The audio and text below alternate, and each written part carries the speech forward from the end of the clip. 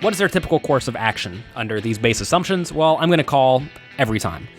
So in this situation, my course of action would be to raise. I like a 3-bet here. And I would say my typical course of action in this spot is I'm going to be 3-bet raising.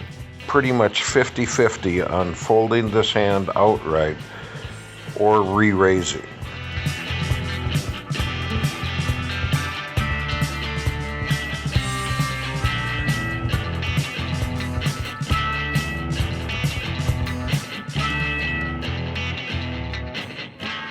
Greetings, everybody. Welcome once again to the Rec Poker Podcast. I'm your host, Steve Fredlund, and we are officially sponsored by Running Aces Casino and Racetrack. Now, this week, we're going to hear from myself as well as two other recreational players, Taylor Maas and Doug Behrens, and also two of our professional players and partners, Chris Fox Wallace with Next Level Poker, which is our official tour, and Jonathan Little with PokerCoaching.com.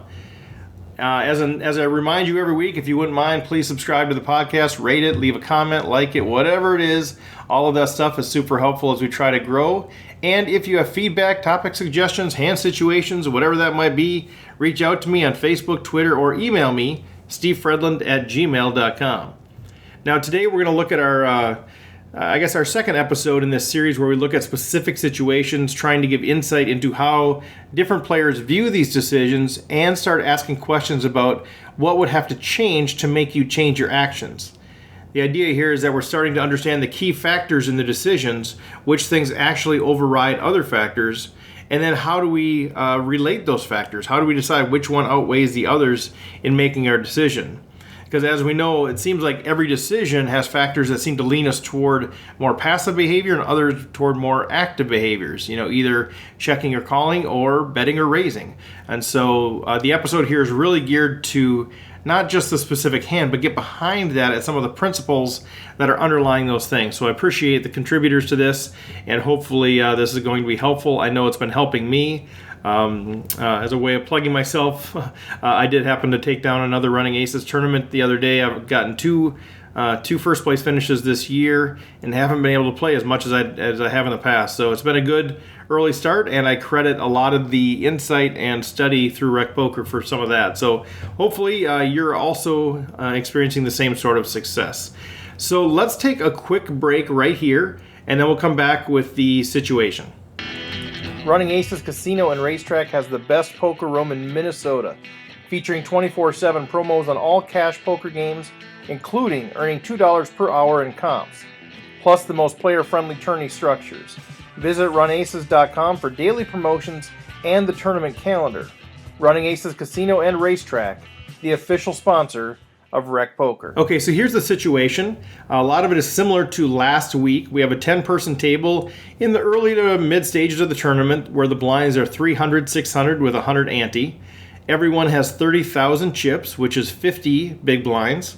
And we're assuming, again, hypothetically for the purpose of this discussion, that every player is a standard tight aggressive player, and it folds to the button. All right, and the button raises to 1,800 or 3 big blinds. The small blind folds, and we are in the big blind holding ace-5 suited. So what is your typical course of action under the base assumptions? And then we have a number of questions where we ask, if you hold all else equal, how would different factors impact your decision? So I'm going to go ahead and give my thoughts, and then we'll hear from Taylor and Doug, and then we will take a break and hear from Jonathan and Fox. So when I think about this deal, I think my typical course of action is really dependent on what I know about the button. If they are, as I indicated here, a standard tight aggressive player, they're going to be opening pretty wide from the button. And so with ace-5 suited, boy, I feel like it's too good to fold. And so the question is, do I call or do I raise? And I would say my typical course of action in this spot is I'm going to be 3-bet raising.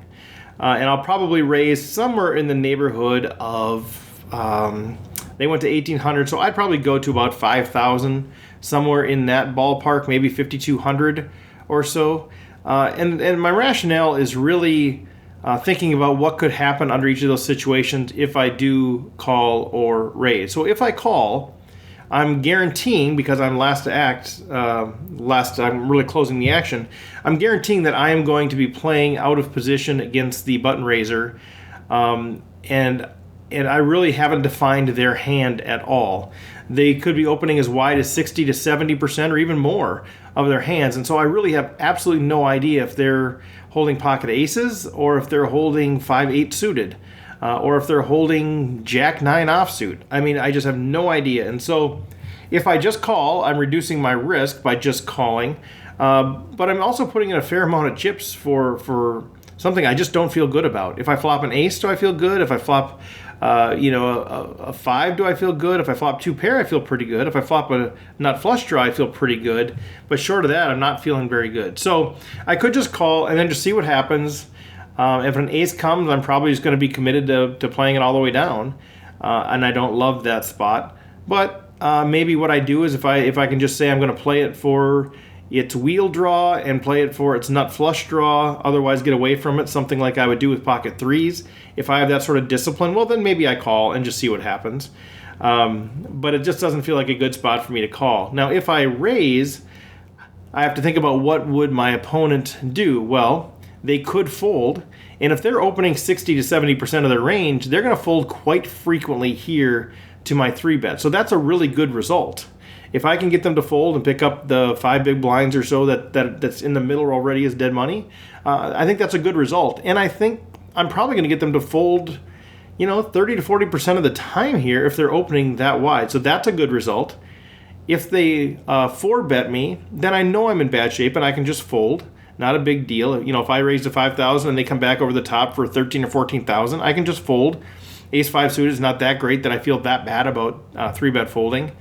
And if they just call, now I feel like I'm in the driver's seat. I feel like I've ranged them quite a bit. I can take out the premier hands out of their range for the most part, unless they're really tricky. But I can probably take out aces, king, king, ace, king, queen, queen, and some of those hands. And I can also take out the lower end of their range because I don't think they're going to be continuing now with, Jack 9 offsuit or 5-8 suited. Maybe they would, but they're putting in, a pretty big chunk of their stack for something that's pretty speculative at that point. So I think if they just call me, I've ranged them quite a bit, and I have control in the pot at this point.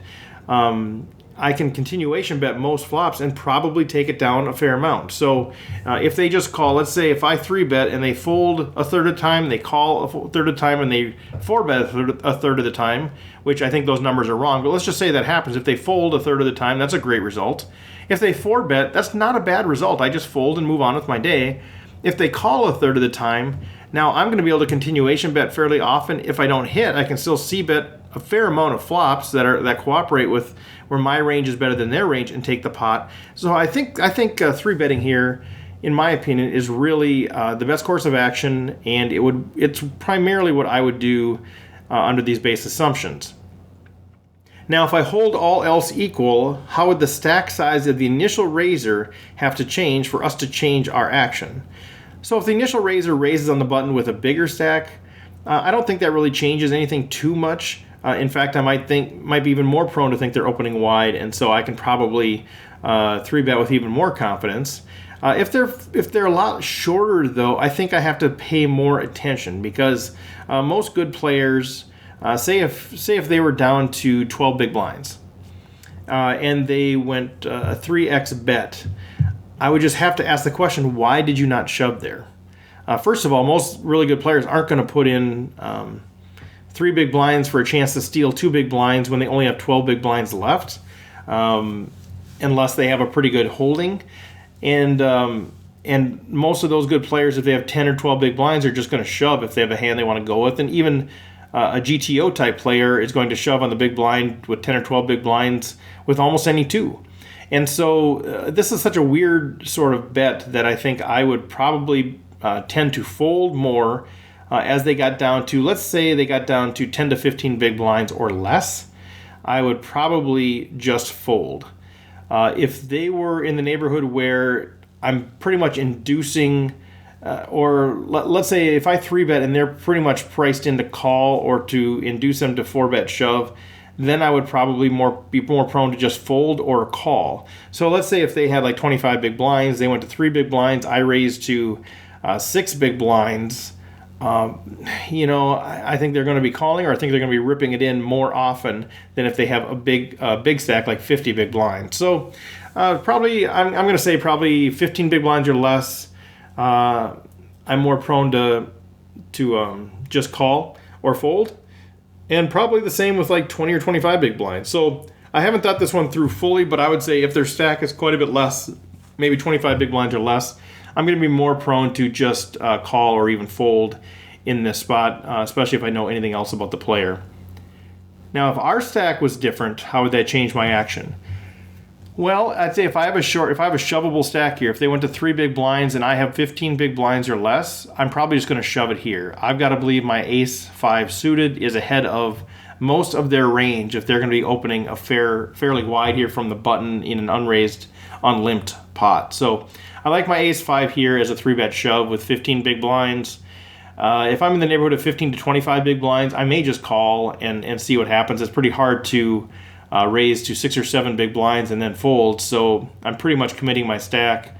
I know some people like to do the old stop and go where they just call here and then shove on pretty much any flop that they don't hit.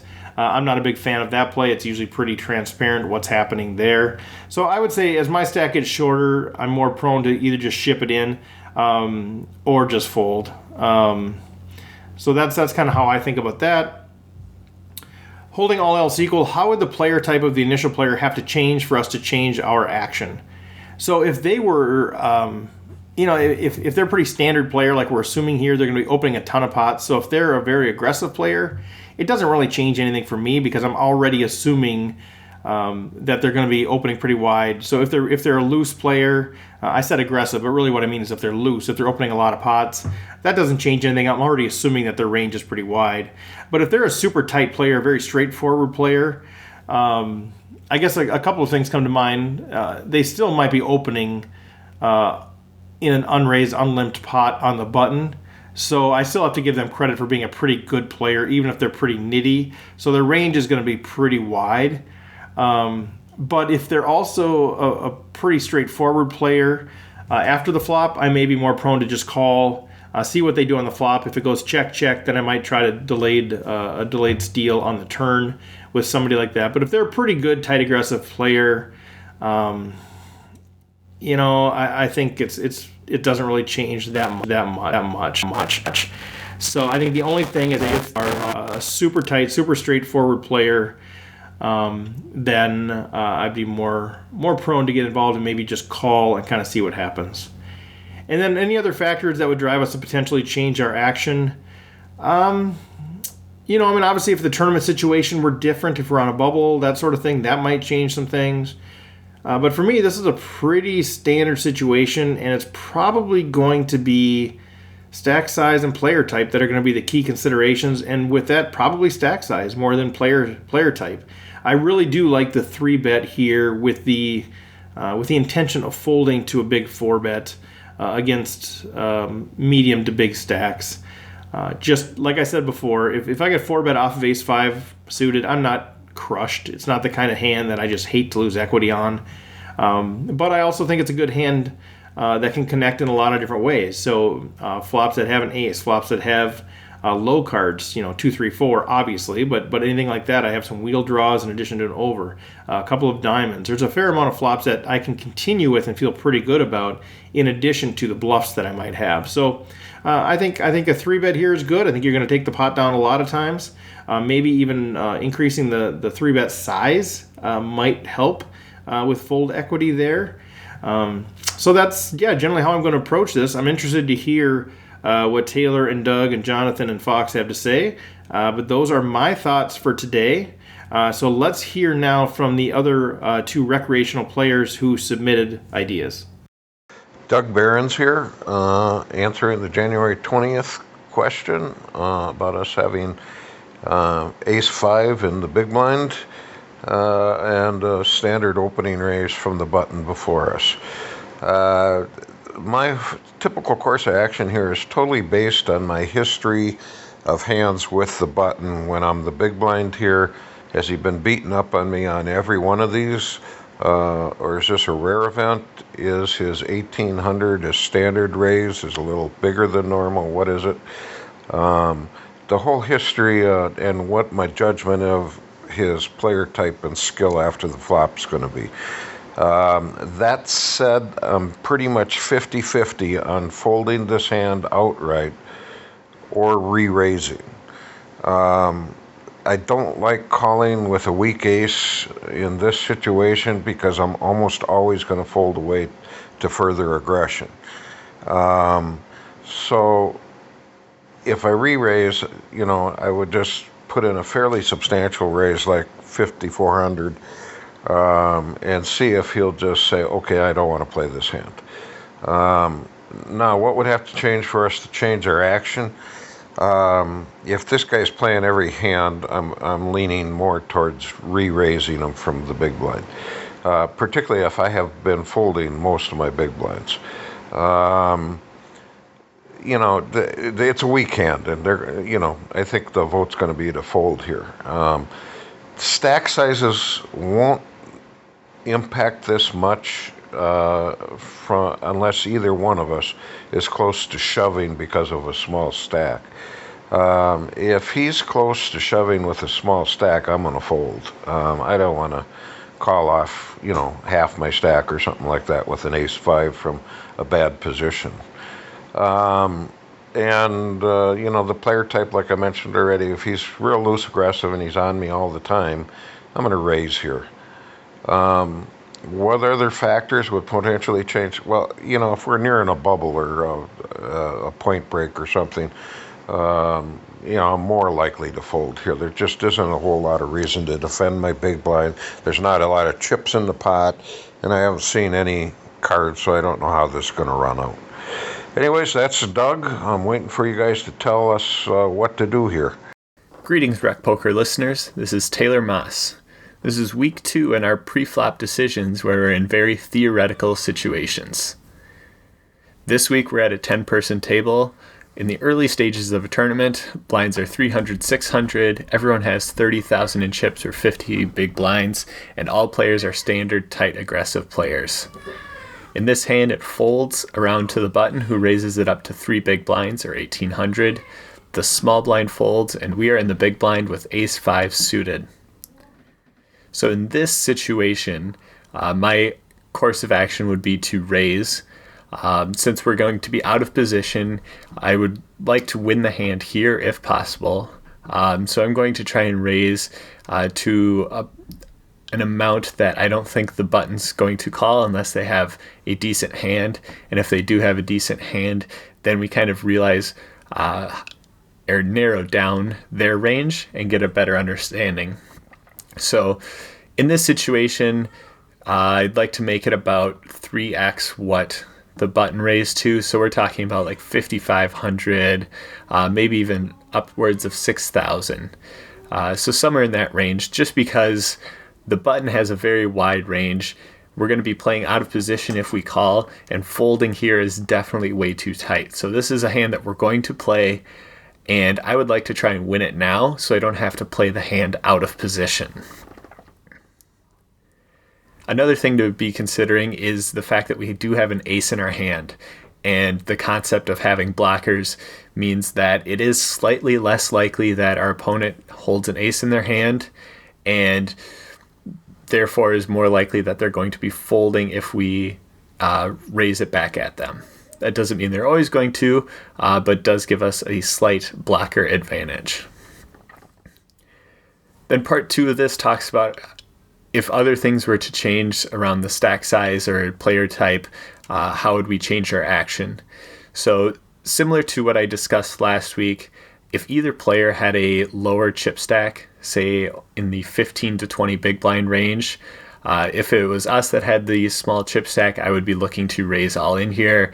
If it was the other opponent that had the small chip stack, I would like to be trying to raise them all in, just because we realize all of our fold equity if we do that. And if called, ace-5 suited is no worse than 30% against any hand, I believe. So we're going to be in a decent spot regardless. And I think the fold equity makes up for any times that we get called with while we have the worst hand. Talking about player types, I think the only thing that really makes me reconsider this is if our opponent is not a tight aggressive player, but just a tight player that doesn't seem to play many hands. And if there's any sort of bet sizing tells that we can pick up on. So if they're never raising to 1800 and now they finally did, that might be some sort of tell. Or if they've just been very passive when they get the button and it's folded around to them and now they finally raised. Those types of indicators. Otherwise, I'm probably getting attached to this hand. I would like to raise pre-flop. If I get 4-bet here with these deep chip stacks, I'm probably just going to let it go. But using this as a kind of 3-bet bluff type of hand, I think is very, very profitable in the long run. So until next week. Thank you so much, Doug and Taylor. Now let's take a quick break here to thank our official sponsor, Running Aces, and then we will come back with thoughts from Chris Fox Wallace of Next Level Poker Tour and Jonathan Little with PokerCoaching.com. Running Aces Casino and Racetrack has the best poker room in Minnesota, featuring 24/7 promos on all cash poker games, including earning $2 per hour in comps, plus the most player-friendly tourney structures. Visit runaces.com for daily promotions and the tournament calendar. Running Aces Casino and Racetrack, the official sponsor of Rec Poker. Fox here from Next Level Poker. I like this question better than last week's. This is more interesting to me anyway. So when the button raises to 1800, essentially raises to 3 big blinds with 50 big blinds, I like to talk about everything basically in terms of big blinds. When the button makes that play after it's folded around to him, his range is super wide. Even if he's a standard tag, his range has to be super wide. Ace-5 suited plays great against that range. If it was a 2.2x range, you could make raise. You could make a little better case for flatting. But he's made it 3x. That's putting a lot of money in just to flat see a flop and be out of position and have to try and play against an unknown range. You know, it's much tougher, I think, to play against a wide range a lot of the time. So since we won't know what this guy's range is if we flat, it's going to be tough to play out of position against him with a small suited ace. I like a 3-bet here. He's put a bunch of money in the pot. When he raises to 1800, I probably make, since I'm out of position, my 3-bets are bigger. I always make my 3-bets bigger when I'm out of position because I'm not excited about seeing a flop and I want to punish my opponent now. Either get the hand over or put more money in the pot when I'm ahead. And also get better definition on your hands. So I probably make it 6,300 here and see how he likes that. And that gives me a lot of definition. If he calls, then I feel like he's got, most of the time he's got a fairly strong hand. He's not going to do that with a, King 9 offsuit very often. So I've at least got some definition on him. But he's not going to call very often. I mean, he's going to fold the vast majority of his range if he's a standard tag. He's probably raising 40% from the button and folding down to like 8% here, and he's probably 3-betting the top couple percent of that if he's a standard tag. So you really have him knocked down to like that 3 to 7, 3 to 8% range that includes a lot of like ace-10 suited and king-queen and a pair of 7s and hands like that, and it's going to be fairly easy for you to play against that range. And with that bigger 3-bet, when you make your bet on the flop and you make it 2/3 of the pot, it looks like a big deal. Now at that point, if you make it, say you make it 6,300 or 6,200, there's going to be like over 13, there's going to be around 13,000 in the pot. So you bet like 9,500 on the flop, and it's a real threat to him. You're betting less than half of your remaining chips, but it still looks very scary. And you can be bet folding there, and you can actually bet like on a lot of flops, on a lot of boards, you could bet 6,500 and give yourself an easy bet fold. Obviously, if you flop anything, if you flop a couple 5s or a 5 on like a 5-4 9 board, or if you flop an ace, or if you flop 2 of your suit, or whatever, then if you flop something real, you're going to play it differently. But on almost any other board, you're going to have to c-bet there. Even if the flop is king, queen, jack of spades, he's going to miss that almost as often as you've missed it, and you have to bet it.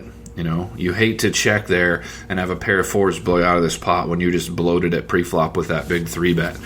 So you're really looking to avoid having to see a flop, but if you see a flop, make it pretty easy to play that flop. And so if the board is, say, 997, against a standard tag, you can bet 6,500 here, and if he flats, he just has a pair of 6s or something, and you can blow him off it on the turn. If he raises, he's almost always got the 9, or a pair of 7s, or a pair of 10s or something, and you can fold, and you fold it, and you get away for cheaper when you're betting the 6,500.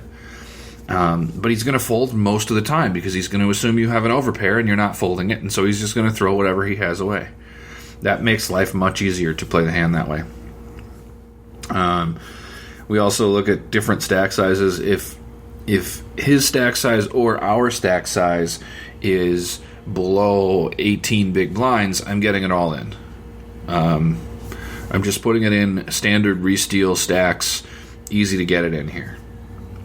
The player type, if he was really laggy, I still probably play it the same way. Maybe I make an even bigger pre-flop 3-bet to like 6,500, just so that I don't get him to play with me, because lag players tend to play better after the flop, and I don't want to see flops against this guy. If he's a weak tight player, maybe my 3-bet's not quite as big. Maybe it's 5,800 because I don't need to put as much pressure on him to get him to fold. If he's a really, really bad player that just pays off everything, then I might flat and see a flop and hope to outflop him and make 30,000. That's the only way. He'd have to be a very readable player that I know I can bust if I flop something. Then I might see a flop with him. Otherwise, there's enough money in the pot to make it worth just taking it now. Hello, this is Jonathan Little from PokerCoaching.com, and today we have a question that's similar to the question last week, except for this time we are playing a 10-handed tournament early in the day with 300, 600 blinds with a 100 ante, 50 big blind stacks again, 30,000. Folds around this time to the button, as opposed to last week we were against an early position raiser.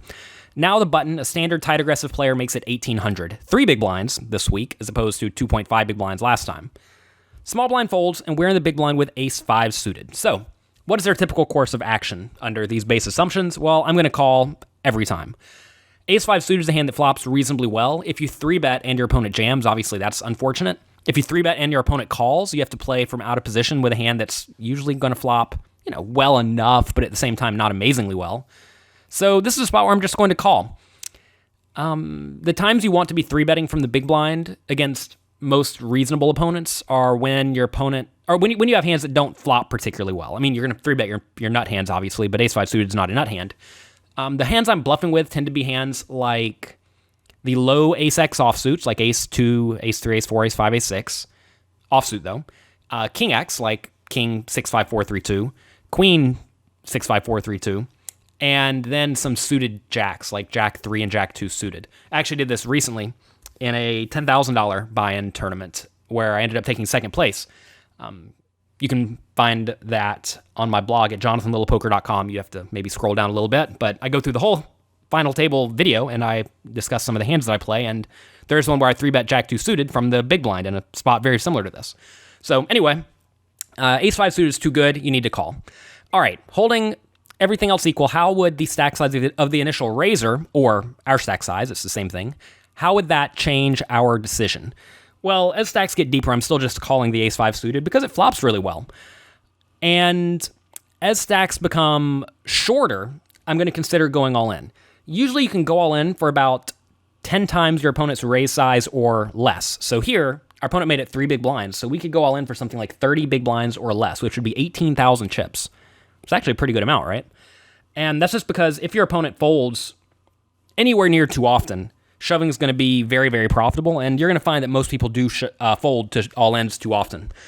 So as we get shorter, I'm going to be more inclined to shove. If you tell me my opponent, though, is a standard tight, aggressive player, their level of tightness will dictate how often I'm shoving. If the player is very tight, then I'm definitely just going to call instead.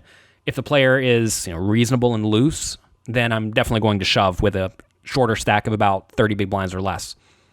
And that's just because at that point, if you're ever stealing the pot pre-flop, you're just making a significant amount of money. I definitely suggest everyone study up on short stack play. I think that's a situation where a lot of amateurs go wrong. A lot of people say things like, late stages of tournaments when you're down to 20 big blinds is all luck because it's all in or fold shove fest. But in reality, most people play way too tightly, both shoving and calling off. And if you play those situations better than your opponents, you're not going to have a huge win rate in terms of big blinds, but you have to realize one big blind is very often a starting stack or something like that. So, if you're winning half a big blind per orbit and half a big blind is equal to a starting stack, you're winning like half of a starting stack each orbit, which is just a ton of money. So don't get in the mindset that it's just a luck fest and therefore you shouldn't worry about it. There's a lot of money to be won in these scenarios. So what other factors would drive us to potentially change our action? This is actually very similar to last week's question, where really the only thing that's going to make me change the way I play the specific ace-5 suited is if my hand is worse. But when we have ace-5 suited, the only thing that's really going to dictate changes we are going to make is how is our opponent playing. But even then, if our opponent's a maniac, we don't want to 3-bet ace-5 suited because we're not calling a shove. If our opponent's really tight, we don't really want to 3-bet ace-5 suited because our opponent's range should actually have ace-5 suited in marginal shape. So just call and see a flop. It's okay to call and see a flop, even from out of position. Okay, thanks everybody. That's it for today. Make sure you subscribe to the podcast, rate it, leave a comment. Shoot me a note with feedback, topic suggestions, hand situations. Steve Fredlund at gmail.com. Or reach out to the Rec Poker group on Facebook, or follow on Twitter at Rec Poker. And we look forward to hearing from you. We want to keep getting better. Hopefully, you have good success on the felt, and we will chat with you next week.